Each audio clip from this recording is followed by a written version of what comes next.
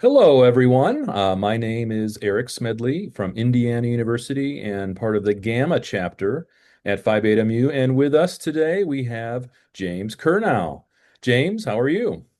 I'm just fine, and it's good to see you and good to hear your voice. And I look forward to the opportunity to share some thoughts today.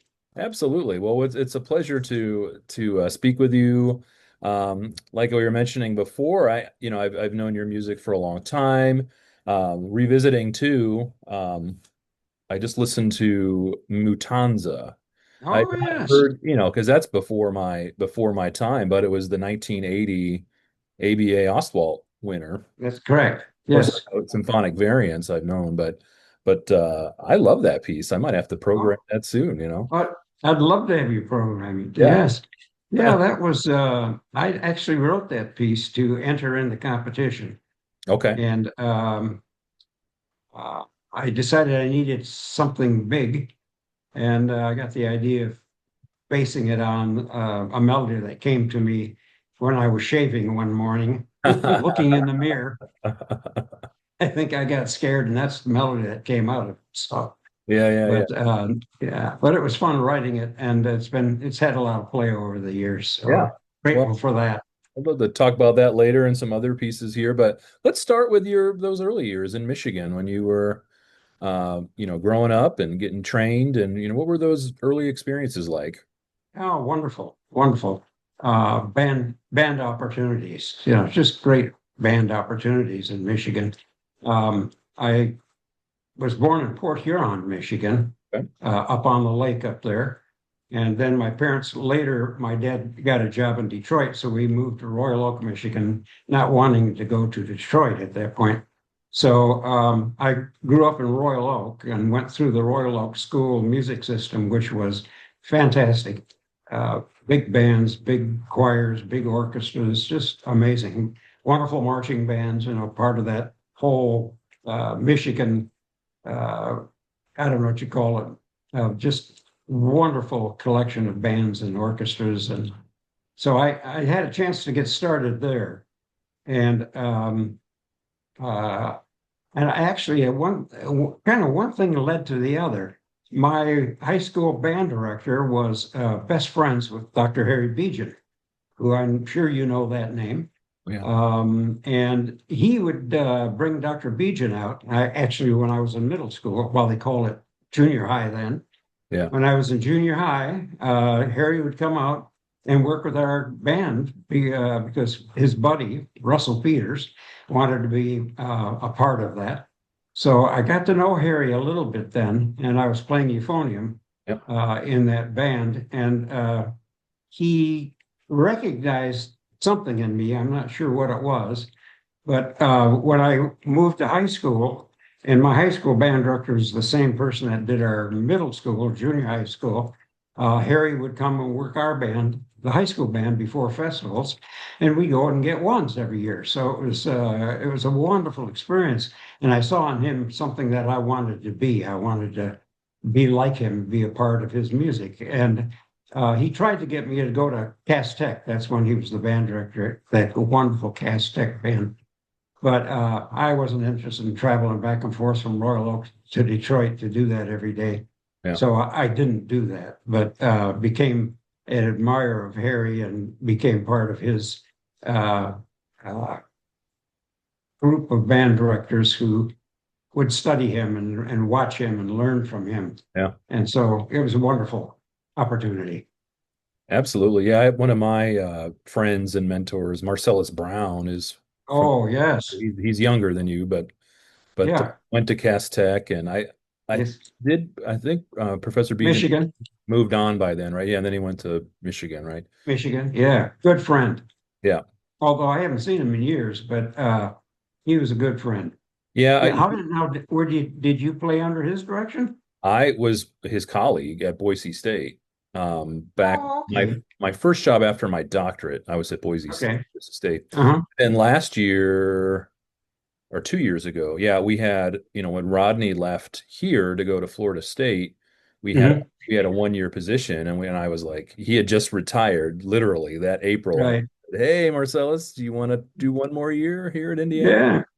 So anyway, yeah, Yeah. Well, that's the same thing with Harry with me. It was just I just soaked him in all the time. yeah, When I went to Wayne State University for my undergraduate, he was the director of bands, and that's yeah. So why I he had went moved there. on. Yeah, that's right. He had moved Yeah, from Aztec to Wayne that's State. right.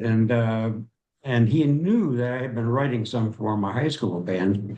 So he said, Colonel, I want you to write for my marching band. You know? And when Harry asked you to do something, you didn't turn him down, at least I didn't. Yeah. And so I did. I wrote a number of things for the Wayne State University marching band. And I told him it was probably pretty obstreperous to do it, but I said, I'll tell you what, if I don't have to march, I'll write all your music, So I never marched. I always sat down in the basement of the band building there and wrote arrangements for the band. So, and then we did the same thing. He went to Michigan State from there. I don't know if you knew that, but, and then he called me in it had been his third year there and said, Curnow, I want you to come up here and write for my marching band and do your master's degree. And so I did it. Yeah. I wrote for the band and studied euphony with Mr. Falcone, Yeah. which was incredible experience, and wrote for the marching band. And some of those pieces that I wrote for the Michigan State marching band, they still play today. Oh, yes. So Which is part of their pregame show and all that. right. Yeah. Yeah. And I get royalties for it now. So that's kind of nice. Good. You should. Yeah. So, and then he went to Illinois Yeah. as the director of bands. And I had decided I wanted to get my doctorate. And I thought, well, I should go to Illinois and get my doctorate so I can study with Harry. Mhm. And then I had applied to, I think it was called uh, North Texas State at that time. It's University of North Texas, I believe. Yep. So I applied there. I wanted to study with Mailman. And so I was accepted both places.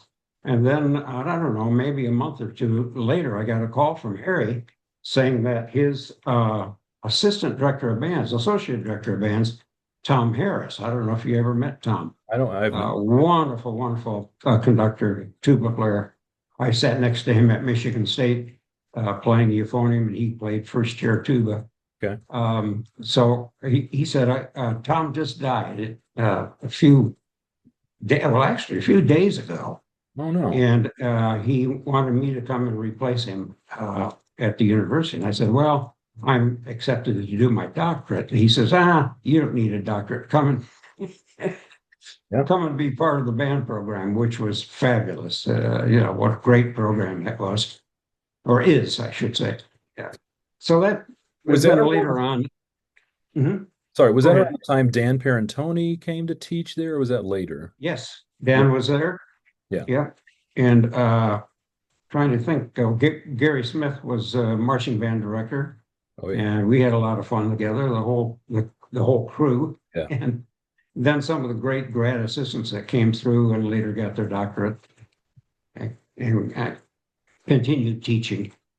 I And think so. then later on, I decided I wanted to stop teaching and go writing full time. And everybody said, you can't do that. You can't make any money at it. And so we family up and moved to Georgia because I wanted to be close to that airport. And my wife had family there, so we moved there, and the rest is history. I just started writing and writing and writing, and was very successful at it, which I'm grateful. Is that about the time you started your publishing company? That was later. Later. That was a bit, yeah, that would have been, I don't know, a few years later. Yeah. Yeah. Uh-huh. Well, that's quite a leap, And though. I mean, to go from that secure, yeah, university job and then to say, yeah, what? income. Yeah. Yeah. Yeah, but I continued to sell really well on all levels, from the young bands up through the top bands. Yeah. And so I was able to do that and then travel. Right? And I was traveling all the time, guest conducting. Um, I've guest conducted in every state and done. the all-state bands in most states. Yeah. So not all of them. I don't think I did Hawaii, but I did all the others. And so I was on the road all the time, and that was really nice income also. Yeah. So it was a wonderful, wonderful time writing and traveling, conducting, and meeting people.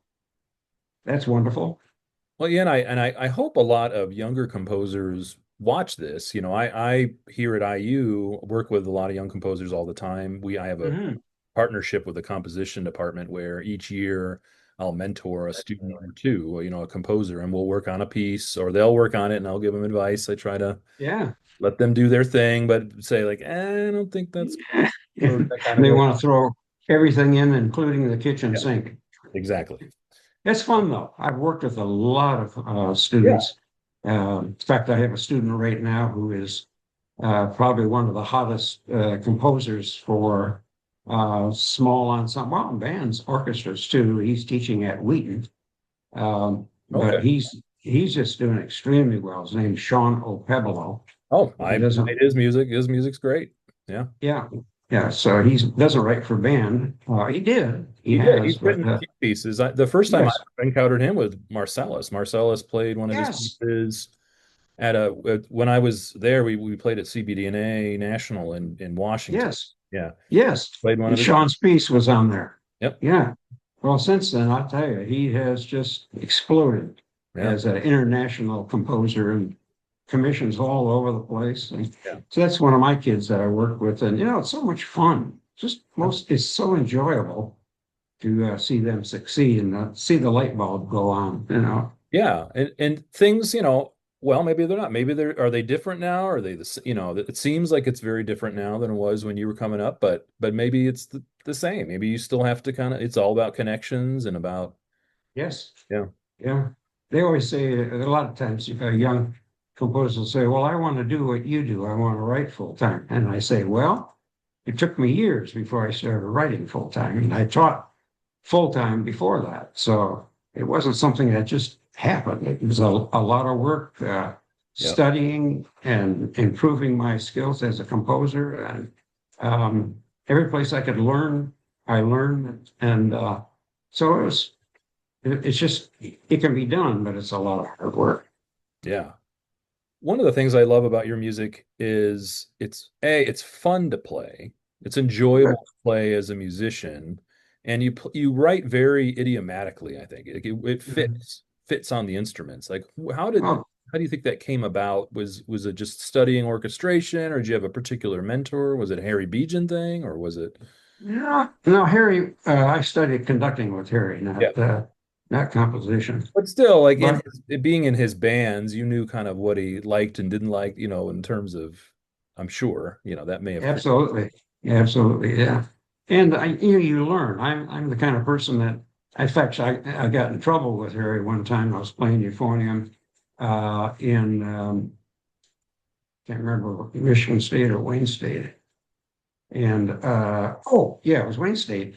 And I'd never heard Percy Granger's um, ah the big piece everybody plays. Lincolnshire What's Post. Lincolnshire Post. Lincolnshire? Yeah.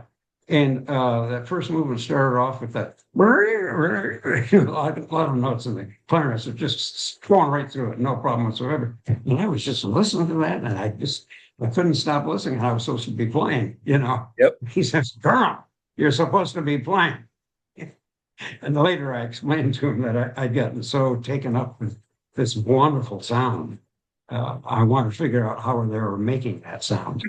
Yeah. So I learned that way a lot also, just listening, tuning into what was going on. And then I would often get the score so I could study it and see how those sounds were made. Yeah. Because of course, his music so unique. But I learned from a lot of other composers also. Yeah, absolutely. Um, and what it would be that advice that you would give to that, like what are some things you've told Sean or just other young composers when they say to you, I want to do what you do. I want to Yeah. write music Right. full time. Yeah. Right. With Sean, it wasn't a problem because he would come in way over prepared every time. I never had to ask him to write more. So we always had a lot to look at. And he was so gifted. He is so gifted and so eager to get into the business of writing music, and that was an easy one. The ones that come up and say, "Well, I want to do what you do," then I generally say, this has taken a long time to get to this place, and if you're not willing to spend the time to learn how to write and study how to write, Yeah. and then apply all of those things, and then study with people, then it's probably not going to happen. It just is not a magic thing that comes about. Yeah, that's what I, impart with my students too. It's like everybody in this world needs a craft, and Right. you have to go head first into it and learn that craft, and it takes time. It is not, and Yeah. that can be harder for, I think, with just kind of the instant gratification of Right. internet or Well, what. and then I was fortunate too in that I submitted pieces to the ASBDA Yeah. contest. Remember that old contest? Yeah. Volkwine, Yep. Volkwine Award? Those, yeah, Yeah, Symphonic Triptych, right, and won the 77 award. I've got that score right here. Yeah. right. And then I won it again a couple of years later. I can't remember what that piece was. It just eludes me right now. Um, you may have it. I have it written down, the collage for band. Oh, Kalash for Band. Thank Yeah. you very much. Yeah. Yes, that's it. And I won that again. And then after that, I thought, well, I might as well try for the ABA Oswald. Yep. And so that's when I submitted Mutanza. And then 4 years later, I submitted my symphonic variants for euphonium and symphonic band. And that won the award in, let's see. Well, anyway, it won the award the second time. Yep. And that really gave me impetus to keep writing and help to get the name out there, which is Yeah. so important. Yeah. As you already know, it's important to get your name out there, get your face out there, get your music out there so people can hear it.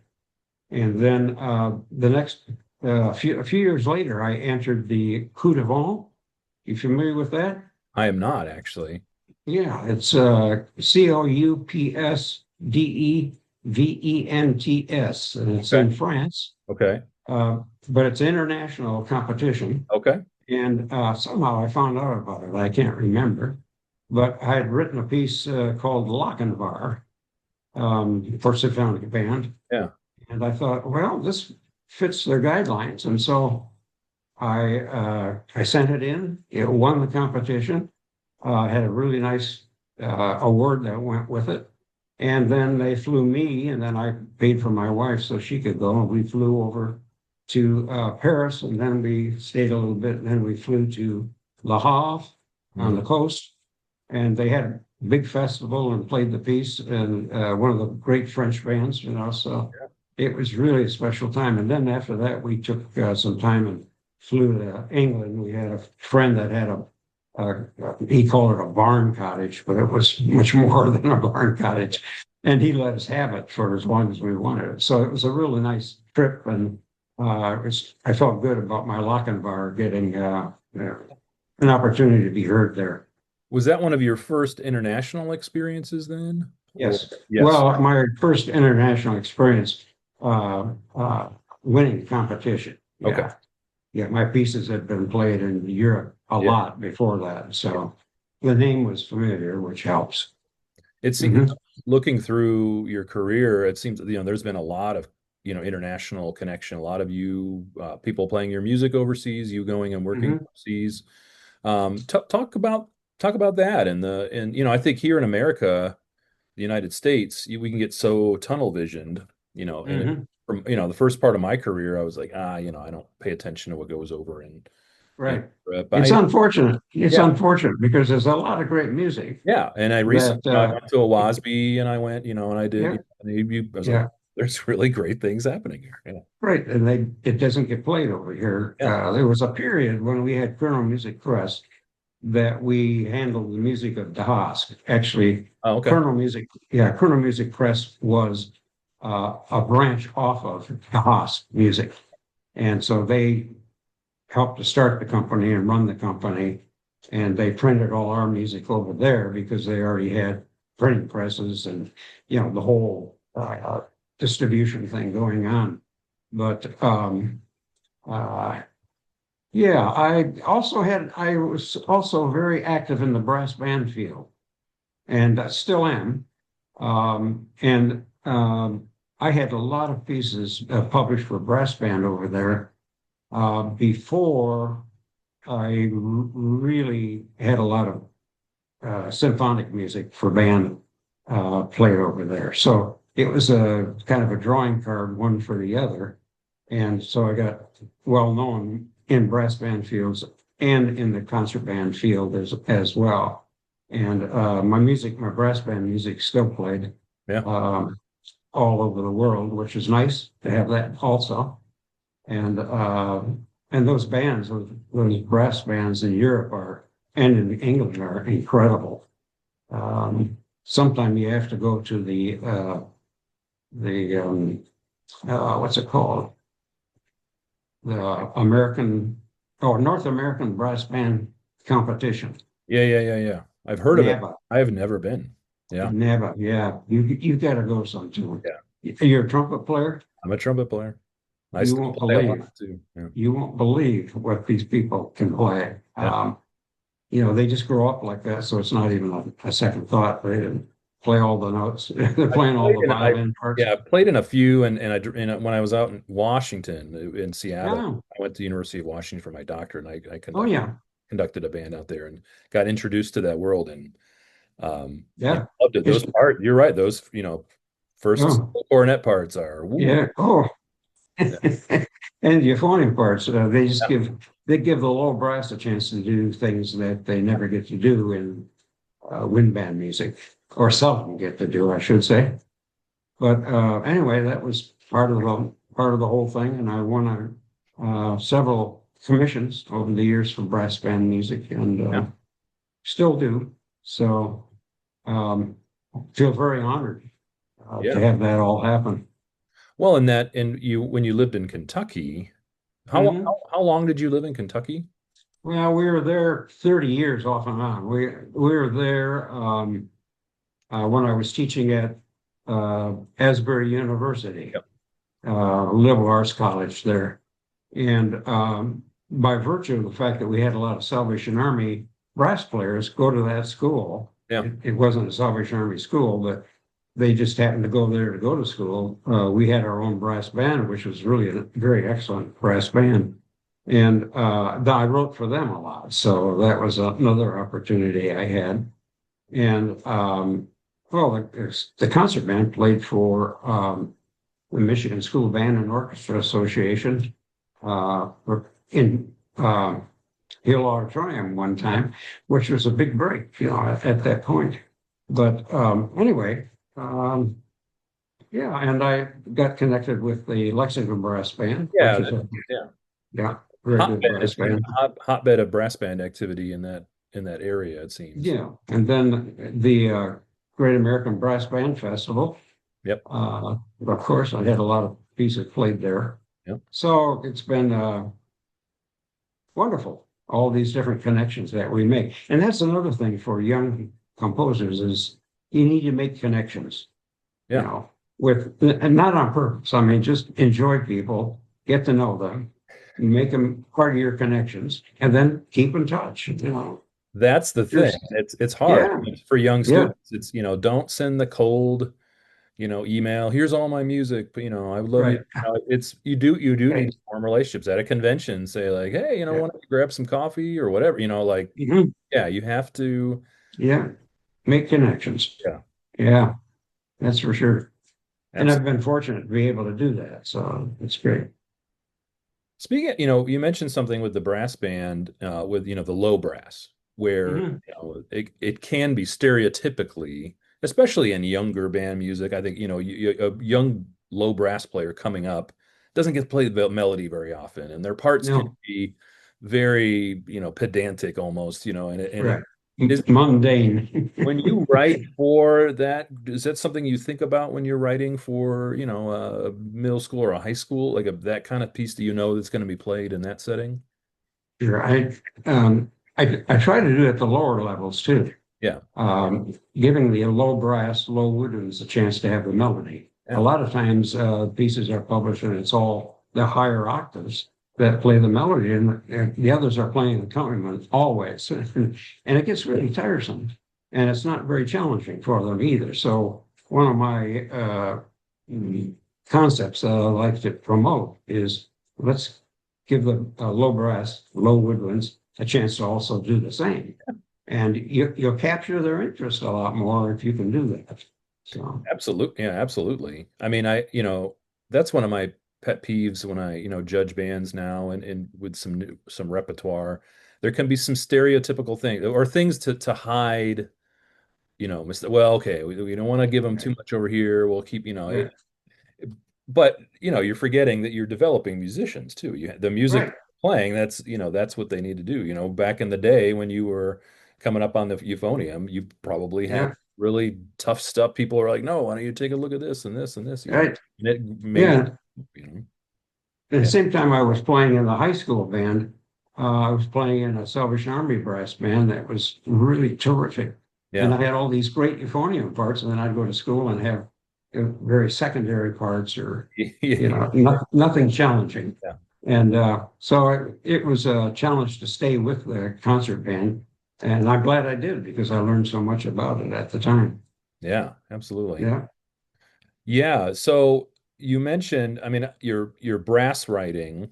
Um, and I think that's obviously a strength of yours from all the brass band stuff you've done and everything. Mhm. And you mentioned with woodwinds, you just kind of listening, right? And just kind of, all right, what works here? Can you talk a little bit about that, how your orchestration for woodwinds over the years and Well, not being a woodwind player, obviously, yeah, but I remember in high school also doing the same thing, listening to all the sounds that I'd never heard in a brass band, all the woodwind players and what they were doing and how they were doing it. My high school band was a tremendous band, and we had full instrumentation.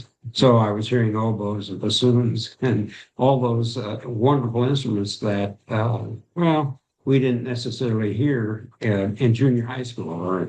yeah, And so moving on and hearing those, and I can remember the first time I heard an Alfred Reed piece.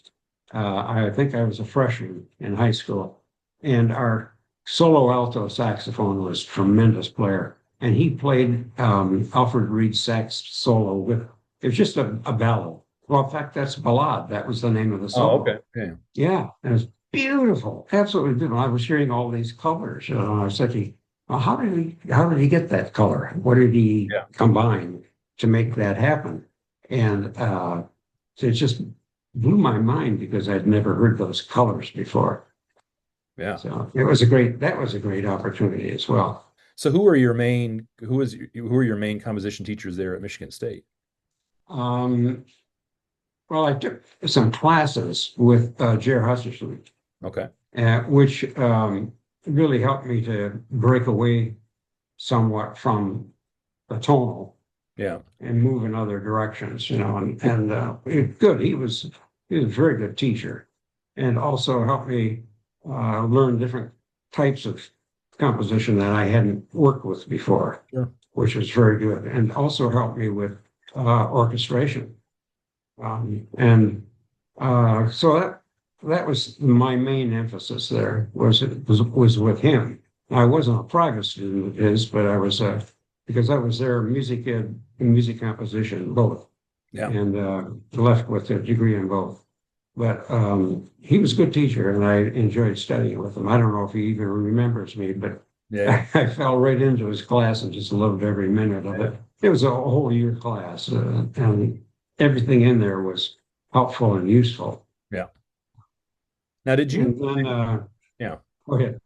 did you teach public school too? I thought I saw in your Oh, bio that you yes. did at least Yeah, 5 years or so. Yeah. yeah. I taught, my first teaching job was a combination of junior high school and uh, elementary school. So I was teaching beginners and junior high school, which was great for me Yeah. because I learned how to write for younger players, which is crucial, absolutely crucial. You don't just start writing. I mean, you have to realize uh, their potential and what they can do and how you can make it fit their potential while making it a challenge at the same time, a little bit of a challenge. So that was really good for me. And then I went from there to Lake Orion, Michigan, and taught junior high band there for 3 years, and then from there I went to Michigan State. So it was all those opportunities for teaching were terrific. And is that the time you started, getting into that writing for younger players? Yes, actually, because I wrote some for my um, middle school band, uh, well, the junior high band, where I had 7, 8, and 9 grades. So I had a really strong band because I had the ninth graders still there, and we played the whole suites, which was great for the kids and good for me to have a chance to conduct something a little challenging. Yep. And then I wrote a few things for them to play as well. But at that point, I was married and had family, and so it was, other things were important as well. Yeah, Yeah. absolutely. That yeah, it's great there. So over the years, how has it worked for you? Is it more commission based, or is it you work with a publisher and they say, "Hey, we want you to write a piece," or how are your pieces coming about, or how have they come about over the years? Well, and many of them were commissions Yeah, because once the name got out there, yeah, then I got all these commissions. I've had over 400 commissions for a band, an orchestra, um, small ensembles, brass band, yeah. all areas, small ensembles, several of those over the years. So that kind of got me started in the commission field, and I really, um, I felt so, what's the word I want to use? So blessed, I guess, to have um, all these people writing and asking for commissions. And I've had all levels from the lowest, middle school band, Yeah. actually also elementary school band, all the way up through my Lochinvar, which was commissioned by the United States Army Band. Yeah. Yeah. Well, yeah, and it's neat because when we played Fanfare and Flourishes with the IU Hmm. band, a fantastic group, and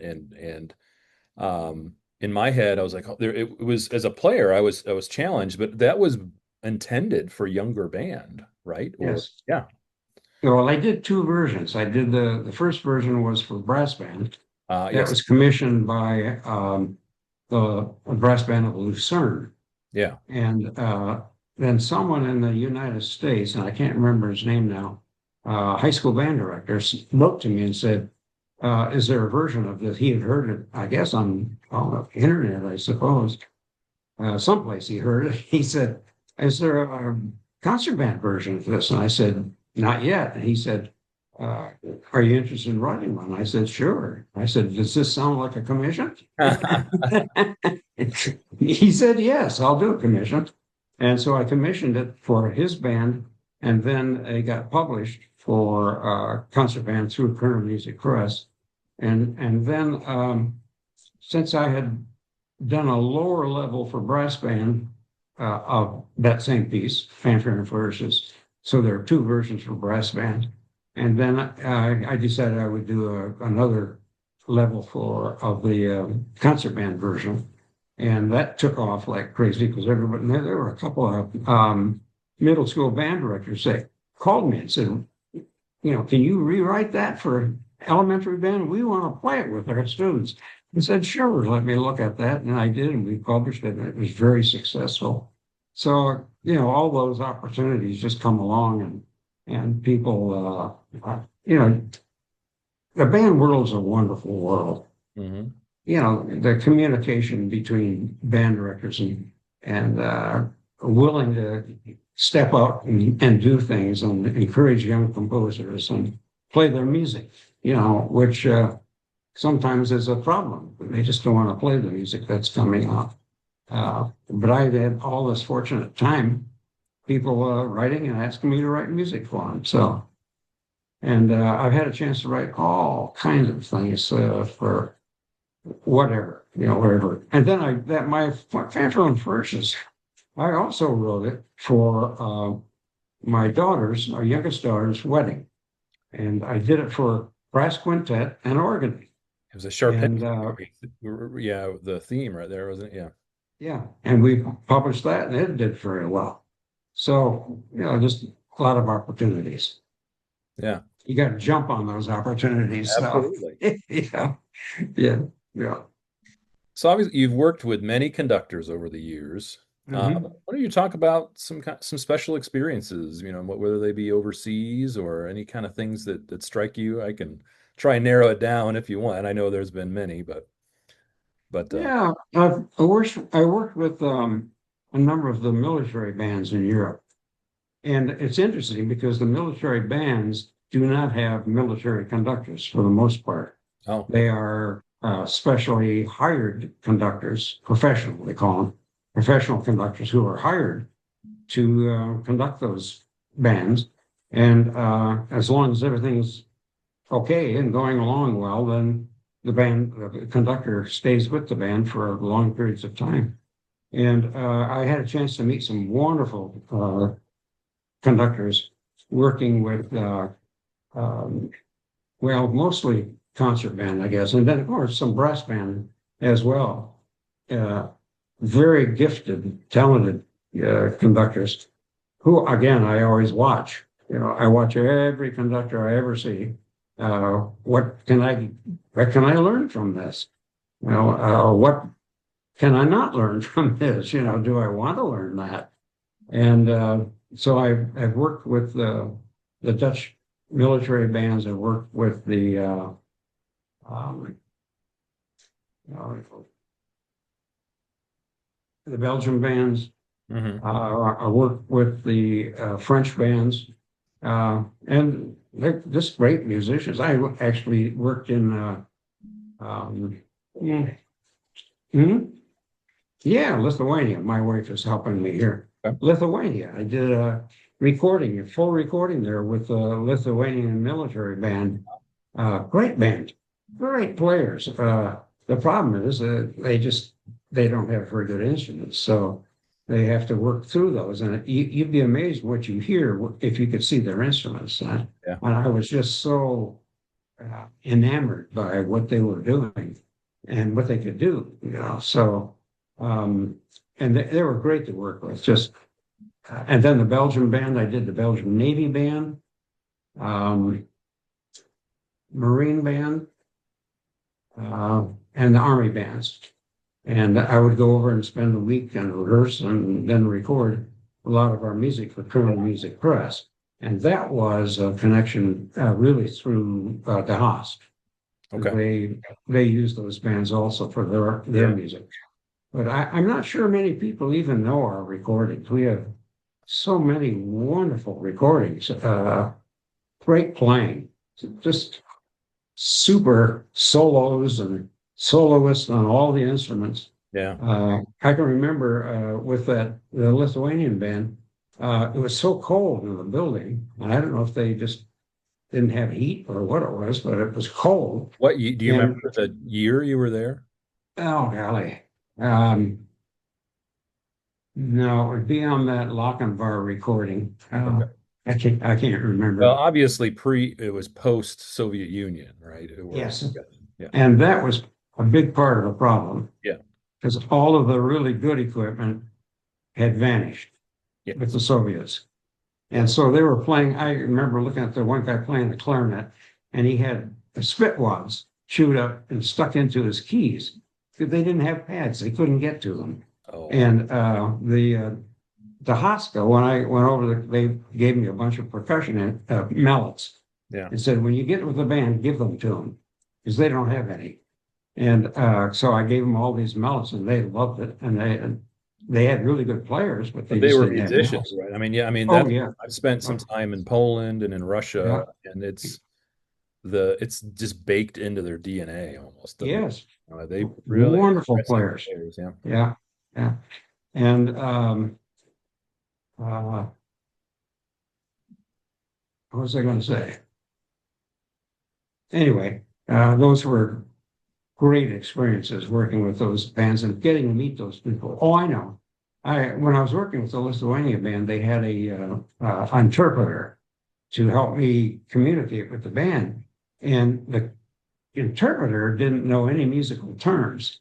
So, and I tend to teach by musical terms, and finally, after an hour or so, I said, would it be better if I just use musical terms and they could understand those? And the whole band said, yes, yes, yes. And The so, Italian, right? They just wanted the Italian term, or was it the? right, yeah, they knew all those from their conservatory. Yep. And so after that, it was a breeze. It worked really well. And we had a really good time putting that CD together. Yeah. Yeah, that's great. I recently was in Vietnam and working with those players, and the language barrier was helped by there was a gentleman in the clarinet section who was my person, and he was a musician and knew what I was, it was easy. Like he just kind of shouted out. Yeah, Yeah, I think I may be great. back, and I may have to. It's just Vietnamese is such a hard language. I don't know how much. Oh, yeah. Yeah. Yeah. Oh, I did a full recording with the conservatory in Japan. That's left my brain right now. Wait, where? What city? Kobe. Oh yeah, yeah. Kobe. Yeah, yeah. And those kids were fantastic. That's unbelievable how well they play.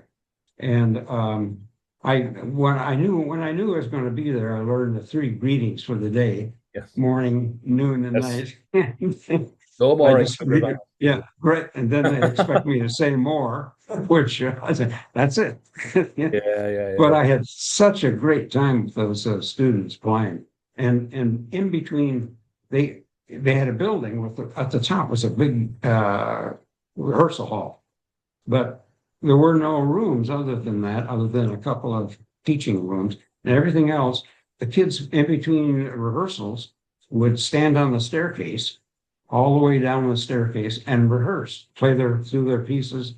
They had a music stand, but they had to stand on the steps, and it was like 7 floors.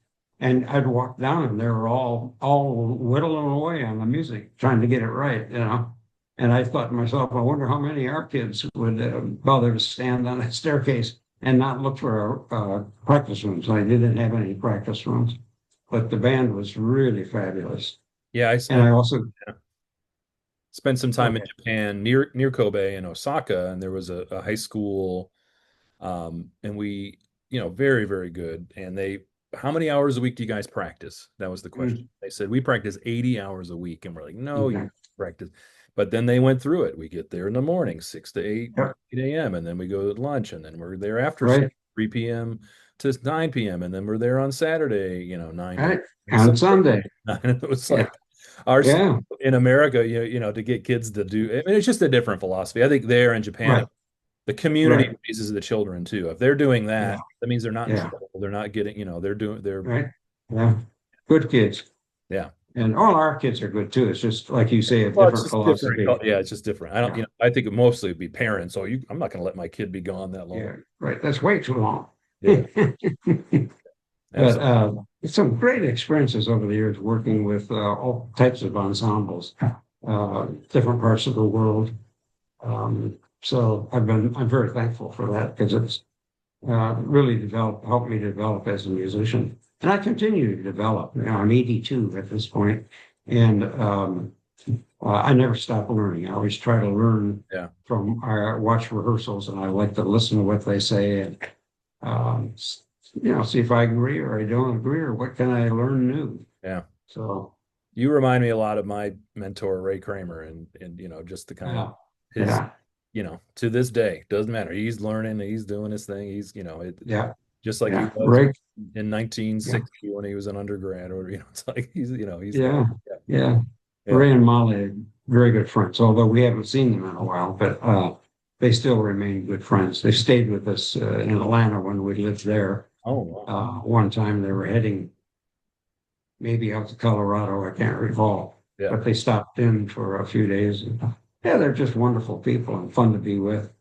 What's he doing now? I mean, I know he's retired, but he lives in Colorado Springs. Yeah, And he's still doing a lot of guest conducting, although he gave up the Musashino Academy. yeah, He's no yes. doing that. I think that was maybe a year and a half ago or so. He kind of Okay. retired from that. A little strenuous, I would think.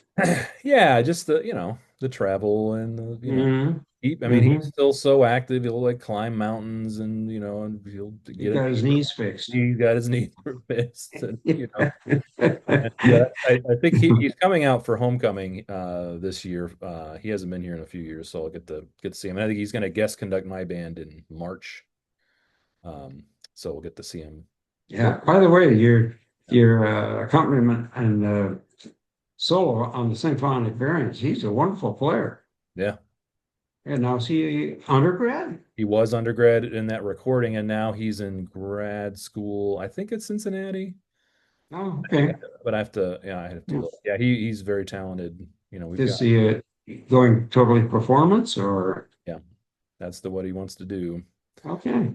It's a tough go to carve out With euphonium, yeah, a solo although euphonium. there's so much literature for euphonium now. It's just, I mean, when I wrote my symphonic variants, that was one of the first things that had come out in years.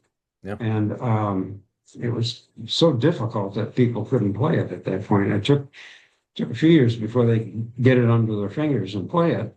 Um, and now, of course, that's really not even standard difficult. standard Uh, rep. I mean, it's hard, but you're right. yeah, But people, there's enough people that know the piece. It's like, okay, well, in this section, try the, it's like they can teach it. right. Yeah, And they a lot of new pieces for euphonium that make my symphonic variants look fairly easy. yeah, yeah. But a lot of times it's just a lot of notes, and that's was not what I was trying to do. I Well, yeah, wanted to I think challenge. that's with that piece in particular and with all of it. I mean, that's what I appreciate too. Yes, it's challenging noting, but it's not obligatory. It's not just, Mhm. oh, Mhm. let's play quickly here just to play quickly. It's part of the line and it makes sense long term, as it Right. goes from section to Try section. to try to make it musical first and challenging second. Yeah. So, and then I don't know if you're familiar with it, but I have a concerto for euphonium, um, and wind band and brass band and piano that was commissioned by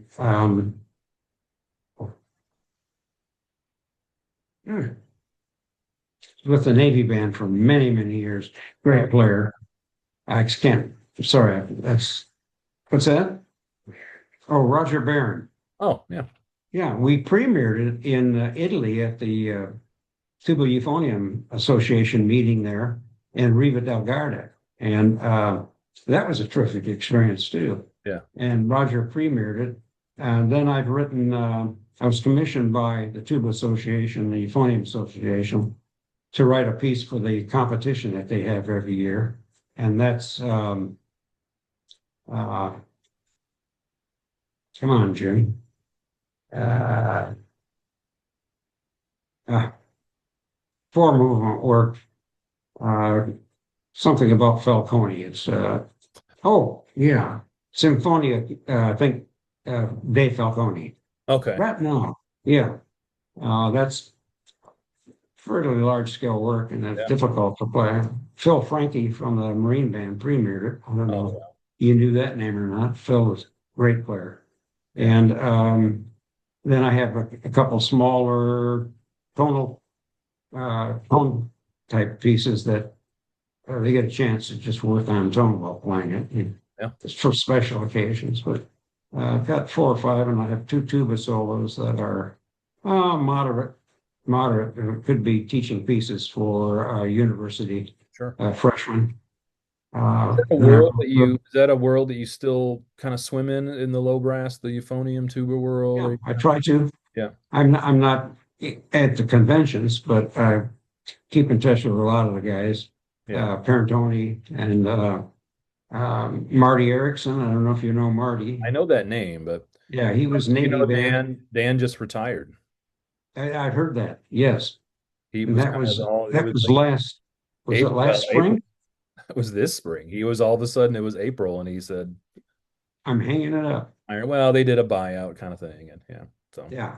Yeah. Well, he's been there a long time. He's been there. Yes, he's been here a long time. Yeah. I Yes. was at Illinois with him and Falcone and the trumpet teacher who was terrific. Just forgotten his name now. And horn and trombone, just terrific players. So I was there teaching at the same time they were. Yeah. Yeah, absolutely. I'm again getting those Illinois connections. Was it Ray Sasaki or he was later, I think. Yes. Yeah. In fact, I started a brass band at Illinois. Harry Yeah. just one day said, uh, would you like to start a brass band? And I said, yeah, it would be great. I'd love to do it. He says, well, let's do that. He says, well, I'll give you money to buy instruments that you wouldn't necessarily Yeah. have. And I started the brass band, and we played at Midwest. I did a full hour clinic on brass banding and did it twice and packed out the room both times. Yeah. And I've had a lot of people since then say, well, that's where I got introduced to brass bands, and that's why I started one. Well, I never thought about it, never even crossed my mind that way. But Ray Sasaki went with us as the soloist, and he did a cornet solo instead of trumpet with the group. I had a terrific band for 4 years. And then when I left, it went on after that for a number of years. Yeah. So it just got shut down a few years ago. I don't know why, but Yeah. the kids love playing. Yeah. Oh, and one of the best university bands in the country is at Kevin. Kevin, help me. Giraldi or no, Kevin? No, Virginia. Kevin Stees oh yeah, okay. at James Madison. Okay.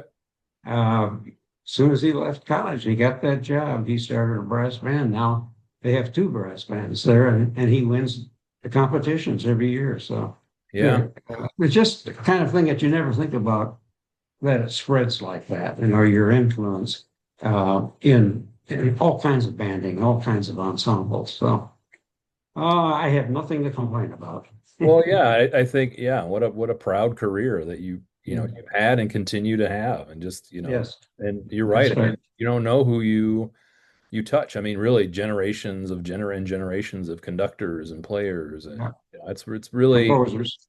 and yeah, it's really neat. It's, that you've, a life well lived, life well spent. Mr. Yeah. Mr. Kramer always talk. He has a presentation called "Do the Most with Your Dash." Mm, The dash in between your birth date and your eventual, yeah. date, and make the most of that and everything. Yeah. You've certainly Yeah. you've certainly done that. So That's a great thought. yeah, That's a great thought. I wonder how much of that he got from Fred Epps.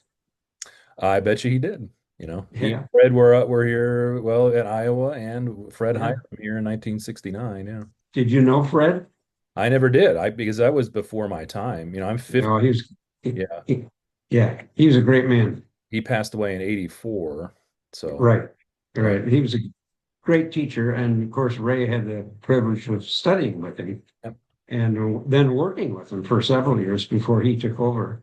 Yeah. And Fred was just a terrific musician and exceptional teacher. Yeah. And I got to know him a bit, not a lot, but through the ABA, I got to know him, and he was always very encouraging to me as a young composer. Here, So, here he's still referred to as Uncle Fred. So yeah, is he? his students, yeah, I mean it's like I said, I never had the privilege of meeting him, but I Yeah, know enough of his students from the 60s and 70s and 80s. right, I get to hear all the stories and everything. So right. he was Yeah. a taskmaster, but also had this Yes, he was. yeah, a person, yeah, the kids loved Yeah, him. Yeah. yeah. So was Harry Beejan. He was. Some people didn't like um, being um, encouraged in a very I know. positive reinforcement. Yeah. But most of the people I knew that studied under him or played under him loved him because they knew right away. Now here's a special musician. It just, and that was my opinion when I first saw him in junior high school. I was in I don't know what, maybe seventh grade, eighth grade. And it was as soon as he stepped on the podium, it was like, Yeah, wow, what's going on? yeah, This is what I've always thought music right. should be There, like. He, you get the right musician, a great yeah, musician in front of an ensemble, they know immediately. Oh, okay, yeah, this person. totally changed the sound of the ensemble within 5, 10 minutes. Just amazing how he could do it with a middle school band or junior high band. It's Yeah. just fantastic. And I latched onto that and tried to do the same kind of things over my time. So, Well, this summer, what else you got? What do you have planned here in the coming months? well, we're just kind of taking it easy right now. My wife has been through two different kinds of cancer, Oh boy, and she has defeated both of them. good for So her. we're very blessed and feel great about that. And she has a checkup in September, so we're kind of waiting Yeah. for that checkup. Yeah, and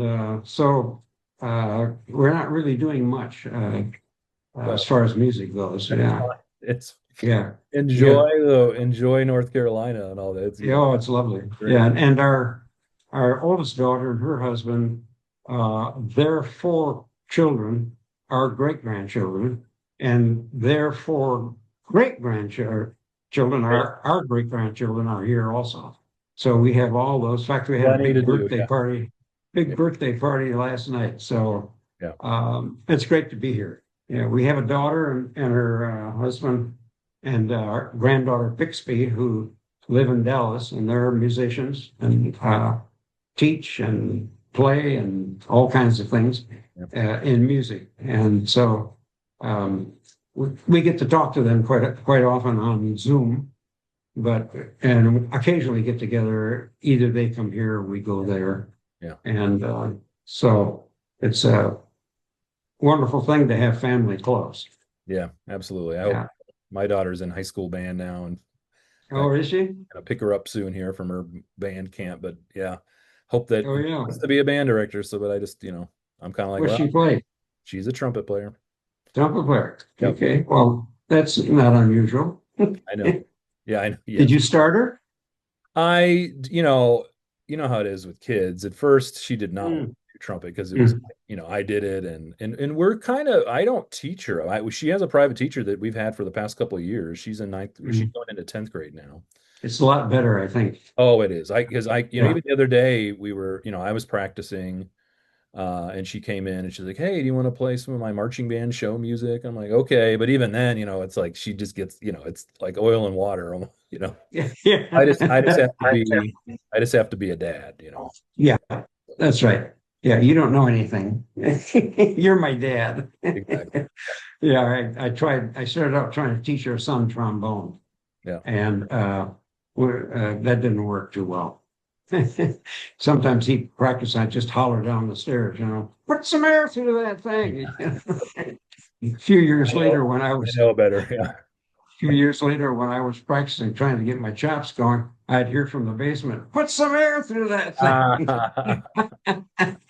which was great. That, When we got to Illinois, he studied with the trombone teacher there. So okay. that was a good thing because he really latched on, Yeah. became a really good bass trombone player Yeah. Great. and played in Illinois bands and loved the marching band. I don't know why. Yeah.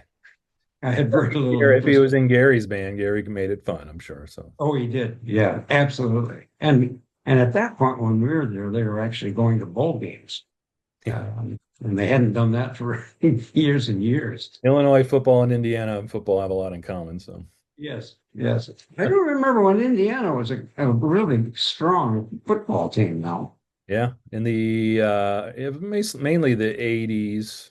yes, yes. Because we would take the marching band over to Indiana, and Indiana would come to Illinois, and also Michigan State. Illinois band would go to Michigan State and they'd get a chance. And one of the times the two bands got together in Michigan State, they wanted a piece that they could play against each other. So I wrote a piece with their school songs, and one standing at one end of the field, the other end of the field, and playing at each other. I can't remember what it was called, but anyway, they had fun doing it. So Yeah, well, that's great. yeah. Well, thank you so much Oh, for sharing your time with us here, and it was great to get to know you and hear yeah. your story, and wish you luck on all your future endeavors and with Well, family. thank you. Yep. You too. Yeah, You too. absolutely.